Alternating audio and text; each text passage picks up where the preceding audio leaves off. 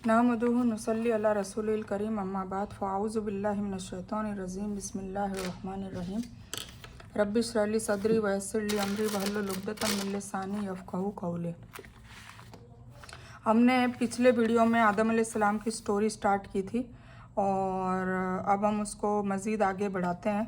तो हम स्टार्ट करते हैं। अस्सलामु अलैकुम वरहमतुल्लाहि वबरकातुहू।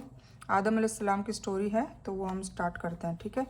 तो हमने लास्ट में ये पढ़ा था कि फिर शैतान घमंड का शिकार हो गया और उसने मिट्टी के पुतले की आदम अलैहिस्सलाम की तौहीन की और अल्लाह ने सजदा करने को कहा तो वो भी उसने मना कर दिया। जब अल्लाह ताला ने आदम अलैहिस्सलाम को मिट्टी से बनाया तो सबको कहा कि इनको सजदा किया जाए।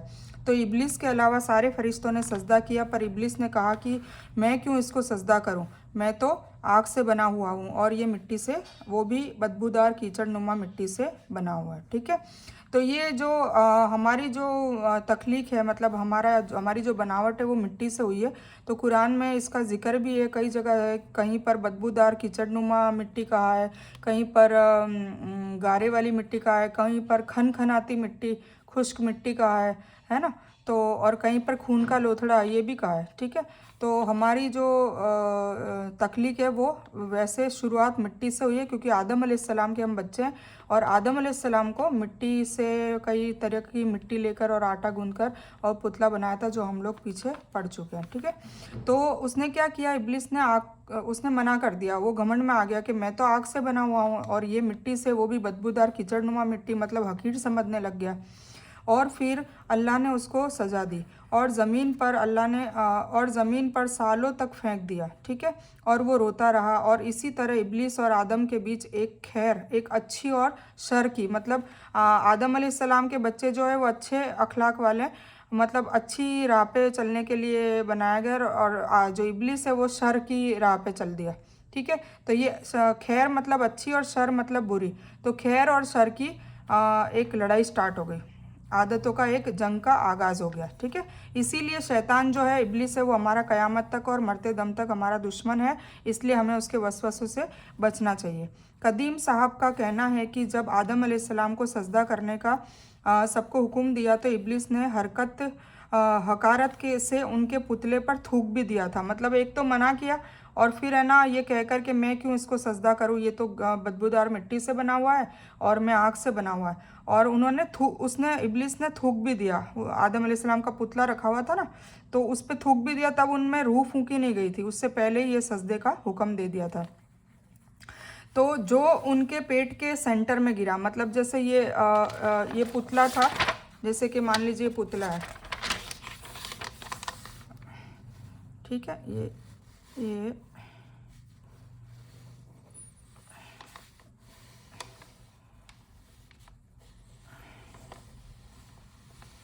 ठीक है, ये पुतला है, ठीक है। तो ये जो हमारी नाफ होती है ना, सुंडी, बस यहाँ इसी सेंटर पे उसने थूका था, ठीक है। तो ये पुतले की ये जो सेंटर वाली जो मिट्टी है वो उठा ली गई, थूक वाली उठा ली गई, क्योंकि ये तो अल्लाह के नूर से रूह फूकी गई थी ना, नूर भी था इसमें।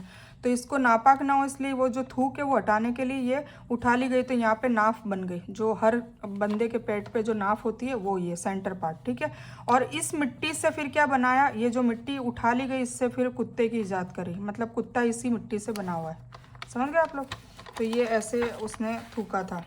तो थूक वाले हिस्से को फिर अल्लाह ताला ने जिब्रील अलैहिस्सलाम को हुक्म दिया कि पेट के थूक वाले हिस्से को, वो जो गिरा था सेंटर में गिरा, और फिर अल्लाह ने जिब्राइल अलैहिस्सलाम को कहा कि पेट के थूक वाले हिस्से को निकाल दे।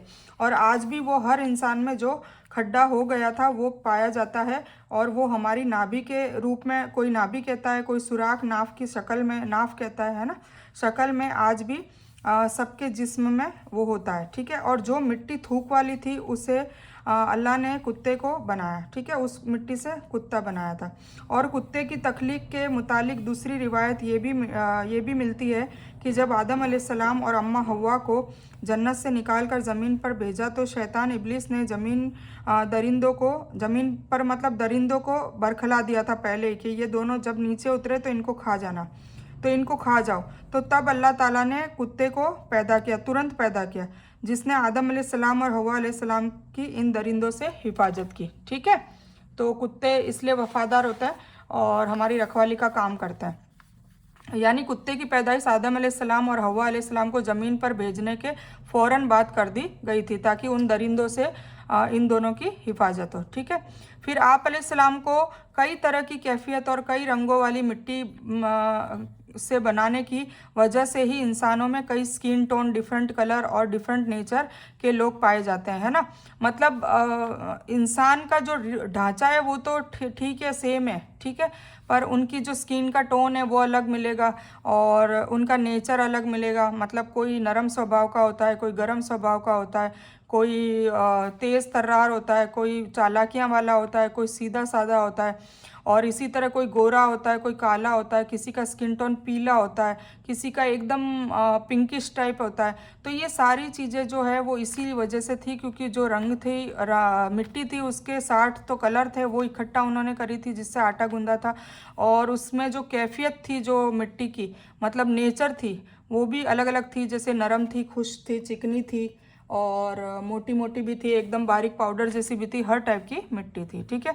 और उसको जो पानी से गूंदा गया वो भी पानी नमकीन, मीठा, सागर का, समुंदर का और नदी नाले, मतलब सब अलग अलग टाइप के पानी से भी गूंदा गया था। तो ये वजह है। तो इसीलिए अलग अलग स्वभाव के लोग पाए जाते हैं और अलग अलग कलर के लोग पाए जाते हैं। ठीक है। ये हमें रिवायतों से जानने को मिलता है। हज़रत अबू मूसा अशरी रज़ियल्लाहु ताला अन्हु से रिवायत है कि नबी करीम सल्लल्लाहु अलैहि वसल्लम ने इरशाद फरमाया, अल्लाह ताला ने आदम अलैहिस्सलाम को एक मुट्ठी खाक से पैदा फरमाया है। ठीक है। ये मिट्टी तमाम रूह ज़मीन से हासिल की गई थी। यही वजह है कि आपकी औलाद व नस्लों में मुख्तलिफ़ रंगों और मिजाज के लोग पाए जाते हैं। ठीक है। हज़रत आदम अलैहिस्सलाम की कुन्नियत अबू मोहम्मद या अबू अल बशर या आपका लक़ब जो है वो क्या है? खलीफतुल्लाह, मतलब अल्लाह का पहला खलीफा। खलीफा किसको कहते हैं? लीडर। मतलब सबसे पहले लीडर समझ लो, बाप समझ लो, वो कौन है दुनिया में? इंसानों के लिए, इंसान नाम की मखलूक के लिए आदम अलैहिस्सलाम ही है। आप सबसे पहले अल्लाह ताला के नबी भी हैं। आपने 960 साल की, है ना, 960 साल की उम्र पाई, और जब वफ़ात हुई तब उनकी औलाद की तादाद 1 लाख थी, माशाल्लाह। ठीक है। अब ये 960 साल की जो उम्र पाई है, मैंने इसमें ज़िक्र नहीं करा, एक्चुअली इनकी उम्र 1000 साल दी गई थी। ठीक है। पर जब है ना आदम अलैहिस्सलाम को सारी उनकी औलादें सारी, हुजूर पाक सल्लल्लाहु अलैहि वसल्लम भी और सारे नबी भी और हम लोग भी और क़यामत तक जितनी भी उनकी औलादें पैदा होगी, सब का नज़ारा करवा दिया था। मतलब एक वीडियो दिखा दी गई थी। तो दाऊद अलैहिस्सलाम के माथे पे ना एक सितारा सा, मतलब एक रोशनी, एक नूर चमक रहा था। तो और पता नहीं क्या था, मतलब पूरी वजह इसमें हमको पाई नहीं जाती, पर आदम अलैहिस्सलाम ने पॉइंट आउट किया कि ये कौन है। तो फरिश्तों ने बताया कि ये वो है, दाऊद अलैहिस्सलाम है, जो आने वाले टाइम में, मतलब उनको तो पहले दिखा दिया ना, दाऊद अलैहिस्सलाम तो आने वाले थे। तो बोले कि इनको, ये नबी भी हैं और इनको अल्लाह ताला ने किताब भी दी है जिनका नाम ज़बूर है, और इनको बहुत बड़ी सल्तनत भी दी है, और ये सारी उनकी मतलब बताई। तो आदम अलैहिस्सलाम ने क्या कहा कि मेरी उम्र में से 40 साल इनको गिफ्ट कर दो, मतलब 40 साल और इनकी उम्र में इजाफा कर दो, जो भी इनकी उम्र तकदीर में लिखी गई है। और अपन ने पढ़ी ली है पीछे कि हमारी जो तकदीर है वो पहले से ही लिख कर लोहे महफूज में रख दी जाती है। ठीक है। तो ये इसीलिए इनके 960 साल होते हैं। 1000 साल की उम्र दी होती, पर 40 साल ये गिफ्ट कर देते हैं कि इनको, अपनी नस्ल में, अपनी औलाद को, जिनका नाम दाऊद अलैहिस्सलाम है। ठीक है। तो 960 साल की उम्र पाई, और जब वफ़ात हुई तब उनकी औलाद की तादाद 1 लाख थी, माशाल्लाह। रिवायतों से पता चलता है कि आदम अलैहिस्सलाम और अम्मा अलैहिस्सलाम से हर बार जुड़वा बच्चे पैदा होते थे, और वल्लाहु आलम हर वक्त में स्टेप वाइज एक बार 2 लड़के और एक बार 2 लड़कियां पैदा होती थी, और तकरीबन 120 बार अम्मा हुआ हामिला हुई, मतलब प्रेग्नेंट हुई। मतलब 120 बार डायरेक्ट उनसे ही बच्चे हुए। फिर वो जो 120 बच्चे थे उनके आपस में शादी और निकाह करवाने के बाद फिर उनसे फिर नस्लें बढ़ती रही। समझ गए आप? तो 120 बार अम्मा हुआ हामिला हुई, प्रेग्नेंट हुई, फिर उनसे आपस में क्रॉस में निकाह करवाया जाता था, और आगे उन बच्चों से नस्लें पैदा हुई, और ज़मीन पर इब्ने आदम फैल गए, जिन्होंने तरह तरह की सनतों और इमारतों से ज़मीन को आबाद कर दिया। कुरान पाक में बार बार इस बात का जिक्र है कि आदम अलैहिस्सलाम की तख्लीक मिट्टी से हुई है। तो कुरान मजीद में आले इमरान में फरमाया जाता है कि ईसा की कहावत अल्लाह के नज़दीक एक आदम की तरह है, उसे मिट्टी से बनाया, फिर फरमाया हो जा तो वो हो जाती है। ठीक है। दूसरी ओर फरमाया आदम को खनखनाती मिट्टी से बनाया। एक और जगह फरमाया कि बूदार गारे से आदम अलैहिस्सलाम की तख्लीक की। तो ऐसे अलग अलग कुरान में अलग अलग जगह पे अलग अलग ये बताया है। कहीं खनखनाती मिट्टी से बनाया लिखा है, कहीं बूदार गारे की मिट्टी से बनाया ऐसा लिखा है। ठीक है। वो अब जब हम इंशाल्लाह कुरान शरीफ का तर्जुमा पढ़ेंगे ना तो उसमें ये सब चीज़ें आएगी। तो कहीं ये फरमाया कि चिपकती मिट्टी से बनाया। जब हज़रत आदम अलैहिस्सलाम को हुक्म दिया कि आप जन्नत में रहें, फिर कुछ अरसे बाद वो उदास रहने लगे तो अल्लाह ने उनके सुकून के लिए अम्मा हव्वा अलैहिस्सलाम की तख्लीक की। फिर मतलब पहले आदम अलैहिस्सलाम को पैदा किया और उनको मिट्टी से किया, फिर अम्मा हव्वा अलैहिस्सलाम को पैदा किया। तो आदम अलैहिस्सलाम को नींद के गलबे में सुला दिया, सबको सुला दिया और सारे फरिश्तों को भी सुला दिया, और नींद की हालत में ही हव्वा को पैदा किया। किससे पैदा किया? आदम अलैहिस्सलाम की बाईं वाली पसली से पैदा किया। और इसमें हमें पर्दे की अहमियत समझनी चाहिए। ठीक है ना। अब इसमें पर्दे की अहमियत कैसे समझ में आती है कि इवन उनके हस्बैंड मतलब शौहर के सामने तो पर्दा नहीं होता है ना। हम मतलब सबसे ज़्यादा बेपर्दगी में किसके सामने रहते हैं? अपने पार्टनर के सामने। बीवी शौहर के सामने, शौहर बीवी के सामने। इसके अलावा हम बिल्कुल भी मतलब न्यूड में हम किसी के सामने नहीं रह सकते, चाहे हमारा बाप हो जिन्होंने पैदा किया, हमारे भाई जो महरम है उनसे भी हमें एटलीस्ट इतना तो पर्दा करना ही है कि भाई हमारे सतर छुप जाए जितना हम नमाज में करते हैं। तो कहने का मतलब है तो उनसे भी, उनको भी सुला दिया गया और उनके सामने भी उनको पैदा नहीं किया। क्यों? ये हमें मैसेज मिलता है कि औरत जो है ना, औरत का मतलब ही, औरत ये अरबिक वर्ड है एक्चुअली, और इसका मीनिंग जो है उसका मीनिंग ही पर्दा है। औरत का मीनिंग पर्दा होता है, और जो एक्चुअली में हम लेडीज़ या औरत कहते हैं अपने आप को, फीमेल, वो अरबी में उसको निशा कहते हैं, जिसके ऊपर एक पूरी सूरह नाजिल हुई है। जैसे हम जब कुरान शरीफ का हवाला लेंगे इंशाल्लाह, तर्जुमा पढ़ेंगे, तो सबसे पहले आती है सूरह फातिहा, जिसमें हम अलहम्दो पढ़ते हैं जो हम हर नमाज पे पढ़ते हैं। फिर उसके बाद आती है सूरह अल बकर, फिर उसके बाद आती है सूरह आले इमरान, और फिर जो चौथे नंबर की सूरह है वो कौन सी है? सूरह निसा। तो वो औरतों के बारे में बयान की गई है। ठीक है। तो ये हो गया। तो बीबी हव्वा को कैसे बनाया आपको समझ में आ गया होगा कि उनकी बाईं पसली से उनको पैदा किया, और जब पैदा किया था तब फरिश्तों को, आदम अलैहिस्सलाम को, सबको सुला दिया गया था ताकि वो पर्दे में पैदा हो। फिर जैसे ही आप सल्लल्लाहु अलैहि वसल्लम उठे, मतलब आदम अलैहिस्सलाम की नींद उठी, तो वो पास में बैठी थी, तो उन्होंने पूछा तुम कौन हो? तो बताया कि मैं आपकी बीवी हूँ। आप उनको देखकर हैरान रह गए कि एक खूबसूरत और हसीन औरत उनके पास बैठी है। फिर हव्वा ने बताया कि अल्लाह ने मुझे इसीलिए पैदा फरमाया कि मुझे आपसे उनसियत और सुकून मिले। जैसे हर बीवी और शौहर को एक दूसरे से उनसियत और सुकून हासिल करने का अल्लाह ने कहा है, और ये लज्जत दी भी है ना। ये लज्जत दी भी है, तो ये लज्जत का भरपूर फ़ायदा भी उठाना चाहिए। तो और आपको मुझसे और हम दोनों को एक दूसरे से मिलकर खुश रहें और प्यार और मोहब्बत से ज़िंदगी बसर करें और अल्लाह ताला की नेमतों का शुक्र अदा करते रहें। ये हव्वा ने हमारी अम्मा ने बताया आदम अलैहिस्सलाम को। कुरान मजीद में एक जगह हज़रत हव्वा अलैहिस्सलाम के बारे में इरशाद फरमाया, और उसी में से उनका जोड़ा बनाया, और उन दोनों से दुनिया में बहुत से मर्द और औरतों को फैला दिया गया। अब आप अंदाज़ा लगाएं कि अल्लाह ने इबरत हासिल करने के लिए मौजज़े किए है ना। जैसे कि आदम अलैहिस्सलाम को ऐसे ही पैदा किया, हव्वा अलैहिस्सलाम को बिना औरत के सिर्फ मर्द में से पैदा किया, इसमें औरत की कोई ज़रूरत नहीं थी, मतलब सिर्फ आदमी से पैदा किया। और ईसा अलैहिस्सलाम को बिना बाप के, मतलब बिना मर्द के पैदा किया। उन्हीं से उल्टा हव्वा अलैहिस्सलाम को बिना औरत के पैदा किया, और ईसा अलैहिस्सलाम को बिना मर्द के पैदा किया, और सिर्फ औरत से पैदा किया। ठीक है। और हम सबको मर्द और औरत दोनों से पैदा किया। मीन्स 4 तरीक़ों से अल्लाह ताला ने इंसान की पैदाइश की, और ये सबसे बड़ा मिरेकल और मौजज़ा है ना, चमत्कार है। कैसे है कि अल्लाह ताला चाहे तो ज़रूरी नहीं है कि भाई कोई इंसान बोले कि नहीं जोड़े से ही औलाद पैदा होती, नहीं। बिना जोड़े के भी पैदा कर दिया, बिना औरत के भी पैदा कर दिया, सिर्फ मर्द से पैदा करा, बिना मर्द के भी सिर्फ औरत से भी पैदा कर दिया, और दोनों से भी पैदा करके बता दिया। ठीक है। तो इस तरीके से 4 तरीक़ों से इंसान की पैदाइश की है ताकि कोई भी ये तकब्बुर ना कर सके कि अगर मर्द कहे कि मैं ना होता तो इंसान का वजूद ना होता, या औरत भी ये कह ना सके कि भाई इससे ये बात और औरत भी सेम चीज़ है, वो भी तकब्बुर ना कर सके। तो इससे ये बात की रहनुमाई होती है कि अल्लाह ताला किसी भी निज़ाम में किसी रूल का पाबंद नहीं है, वो जैसे चाहे वैसे कुछ भी बना सकता है बेशक, और वो सारा कंट्रोल रखता है और उसको किसी की भी हेल्प की ज़रूरत नहीं है, बल्कि वो ऐसी अजीम कुदरत वाला है कि जिसे चाहे और जिसे चाहे और जैसे चाहे जिसे चाहे और जैसे चाहे वैसे इंसानों को पैदा कर सकता है, मार कर ज़िंदा भी कर सकता है और वापस मार भी सकता है। सुभान अल्लाह। तो ये कितनी अल्लाह ताला की अकबरियत और अल्लाह ताला की किबरियत हासिल अपन को समझनी चाहिए। हज़रत आदम अलैहिस्सलाम और नूह अलैहिस्सलाम के बीच 1200 साल का फासला है। अब ये उनका नसब नामा हम जैसे मैंने एक वीडियो में आपको बता दिया है, पर इनके फासले के बीच में थोड़ी सी जानकारी दी जा रही है।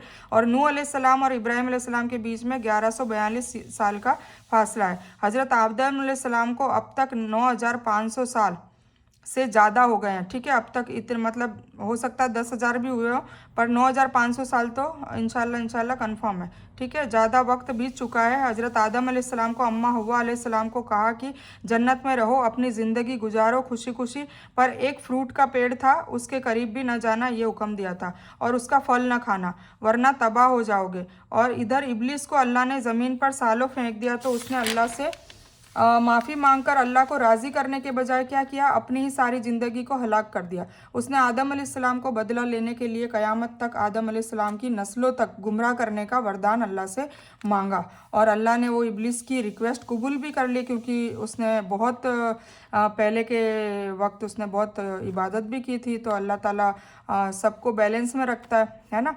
तो वो वरदान कबूल कर लिया, और अब इब्लिस आदम अलैहिस्सलाम और अम्मा हव्वा को कई तरह की चालों से बरखलाने लगा, ठीक है ना। जैसे ही वो वरदान मिला, फिर ये बरखलाने लगा कि अब मैं इन दोनों को जन्नत से कैसे ना कैसे निकलवाऊंगा। तो अल्लाह ताला ने क्या कहा था, वो पेड़ का फल मत खाना वरना तुम जन्नत से निकल जाओगे, तबाह हो जाओगे। और उसने वही चाल खेली कि जो अल्लाह ने करने को कहा है, बस उसके खिलाफ मैं बरखलाऊंगा तो अल्लाह नाराज़ हो जाएगा, और अल्लाह नाराज़ हो जाएगा तो मुसीबत और परेशानी तो बेशक है ही, है ना।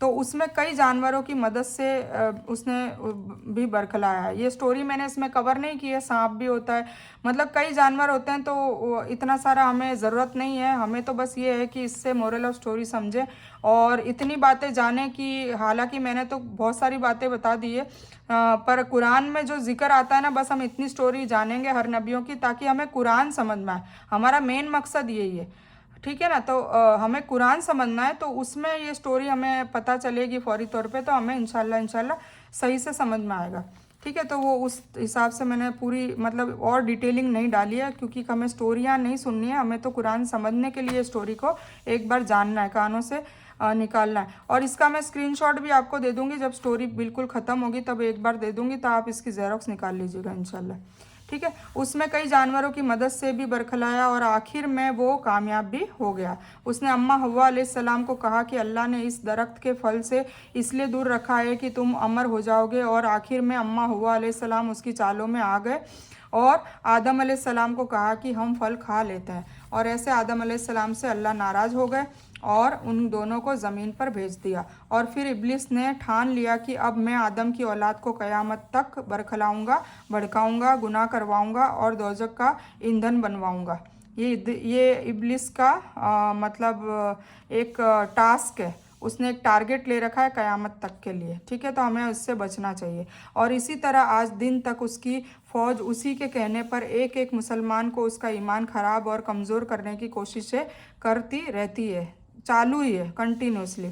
सो हमें उसकी चालों से बचना है, वरना नाउज़ुबिल्ला हमारा ठिकाना दोज़ख की आग हो सकता है।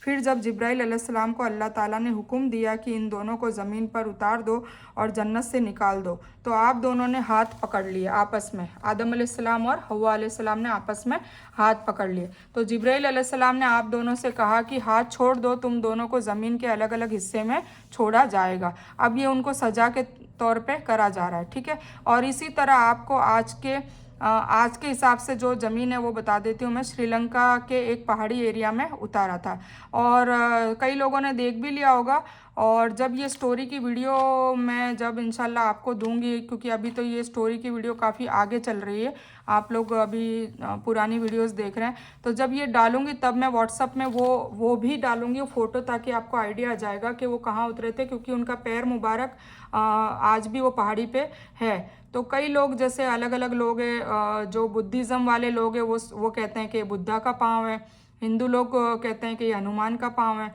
और हमारा तो है ही कि आदम अलैहिस्सलाम का पाँव है। ठीक है, क्योंकि आदम अलैहिस्सलाम 130 फीट की उनकी हाइट थी, जो जन्नत में हमारी खुद की सबकी हाइट हो जाएगी, तो उस हाइट से ही वो उतारे गए थे। तो बेशक उनका जो पैर मुबारक है वो 6-6.5 फीट का है, मतलब वो पंजा, क्योंकि हाइट 130 फीट होगी तो उनका पंजा तो बेशक मतलब हम जितने अभी टोटल हैं 6-6.5 फीट, कुछ लोग तो 4 फीट के ही होते हैं, 5 फीट के ही होते हैं, मतलब उससे बड़ा ही है वो पंजा मुबारक है।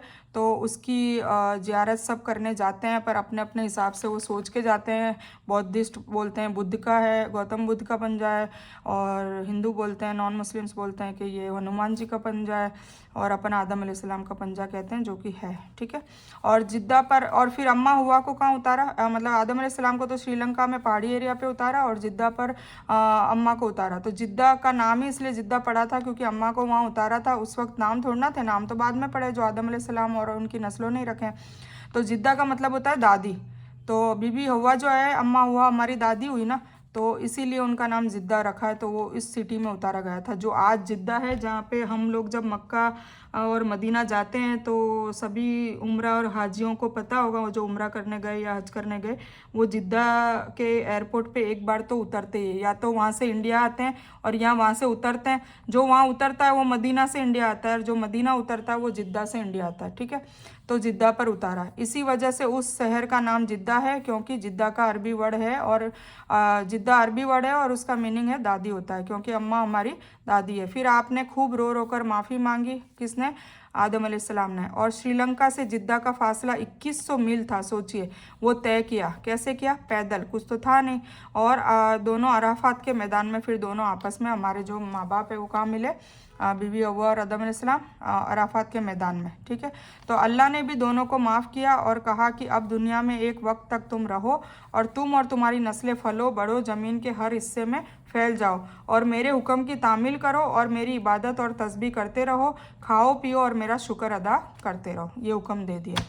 और मैं एक के बाद एक नबी तुम्हारी नस्लों में फिर भेजता रहूँगा, और वो मेरा हुक्म और तौहीद तुम्हें सिखाएंगे, उस पर अमल करते रहना। और जो करेगा, मतलब जो नबियों की बात मानेगा और अमल करते रहेगा, उसे मरने के बाद जन्नत मिलेगी, और जो इनकार करेगा वो शैतान इब्लिस के पीछे चलेगा, वो अपना बुरा खुद करेगा, तो उसमें दुनिया में भी अजाब दूंगा, ये अल्लाह ने कहा, और आखिरत में भी जहन्नम की आग में डालूंगा। तो ऐसे इंसान और शैतान की स्टोरी शुरू हुई। ठीक है, और ये आपस में दुश्मनी क़यामत तक चलती रहेगी। तो अब हम यहाँ ख़त्म करते हैं। तो अब नेक्स्ट वीडियो में हम ये ले लेंगे, बस ये तीसरी वीडियो में इंशाल्लाह ये ख़त्म हो जाएगी। तो हम ये तीसरी वीडियो में यहाँ से स्टार्ट करेंगे। तो मैं यहाँ पर एक निशान लगा देती हूँ। तो इस बयान को हम मुकम्मल करते हैं। तो इस बयान में कुछ भी दीन की अच्छी और हक बात आई है वो सिर्फ अल्लाह की तरफ से है, और बुरी या गलत बात जो गलती से या जज्बात में आकर मेरे मुंह से कुछ भी गलत वर्ड या कोई बात निकली हो तो वो मेरी तरफ से है। और इस गलती के लिए मैं अल्लाह अज्जवजल से और आप सबसे माफ़ी की तलबगार हूँ। मैं कोई आलिमा नहीं हूँ, मैं सिर्फ तालिब इल्म हूँ। अल्लाह मेरी कोशिश से आपको सही नफ़े वाला इल्म पहुँचाए, और मैं आप लोगों की हिदायत और हिकमत में सदका जारिया बनूँ, बस यही मेरी तमन्ना है। आमीन सुम्मा आमीन या रब्बल आलमीन। रब्बना आतीना मिन लदुनका रहमतम व हय्यि लना मिन अमरिना रशदा। अल्लाहुम्मा सल्लि अला मुहम्मद व अला आलि मुहम्मद कमा सल्लैता अला इब्राहीम व अला आलि इब्राहीम इन्नका हमीदुम मजीद। अल्लाहुम्मा बारिक अला मुहम्मद व अला आलि मुहम्मद कमा बारकता अला इब्राहीम व अला आलि इब्राहीम इन्नका हमीदुम मजीद। रब व आखिरु दावाना अनिल हम्दुलिल्लाहि रब्बिल आलमीन।